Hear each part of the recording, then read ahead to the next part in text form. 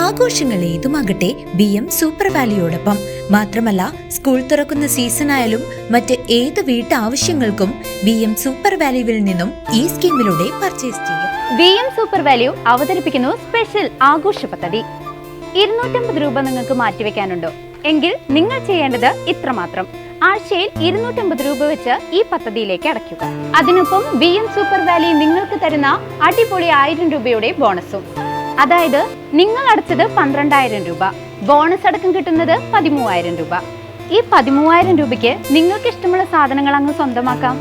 TV, fridge, washing machine എന്നീ home അപ്ലയൻസുകളാണോ ആവശ്യം? അതിനും പോം വഴിയുണ്ട്. അതിനായി പ്രത്യേക പ്ലാനുകളുണ്ട്.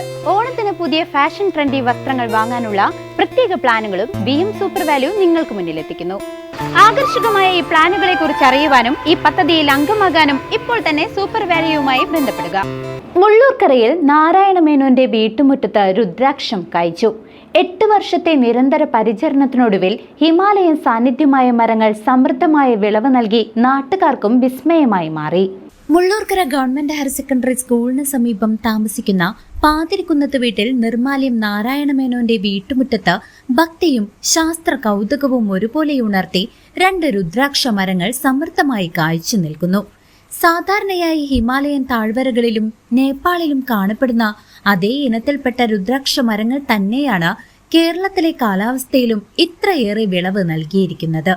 ഹിമാലയത്തിൽ വളരുന്ന അതേ വിഭാഗത്തിൽപ്പെട്ട സസ്യങ്ങൾ പശ്ചിമഘട്ടത്തിന്റെ ഭാഗമായ കേരളത്തിലെ വനങ്ങളിലും അപൂർവമായി കണ്ടുവരാറുണ്ട്.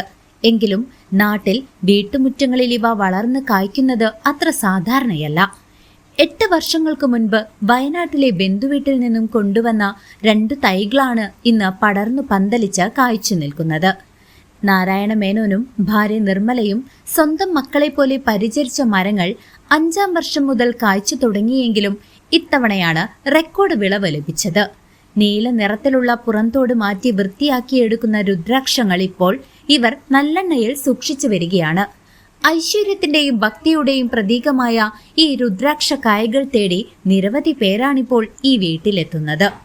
രുദ്രാക്ഷത്തിന്റെ തൈകൾ ഞാൻ 2 സൈക്കിള് വയനാട്ടിലെ എൻ്റെ ബന്ധുവിൻ്റെ വീട്ടിൽ നിന്ന് കൊണ്ടിരിച്ചതാണ്.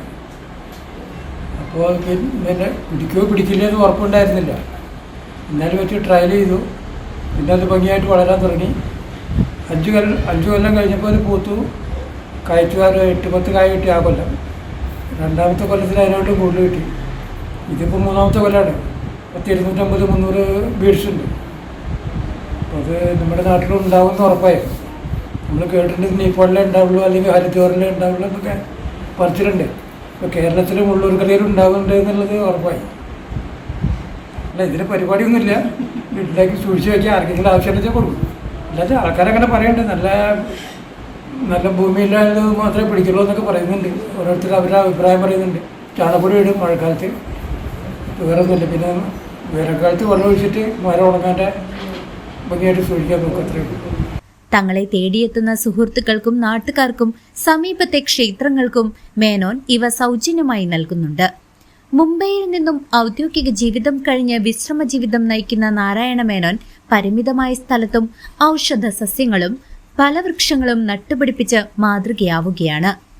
മണ്ണറിഞ്ഞ് കൃഷി ചെയ്താൽ ഏത് അപൂർവ സസ്യവും നമ്മുടെ നാട്ടിലും വിളയുമെന്ന് ഈ രുദ്രാക്ഷ മരങ്ങൾ സാക്ഷ്യപ്പെടുത്തുന്നു. News desk CCV.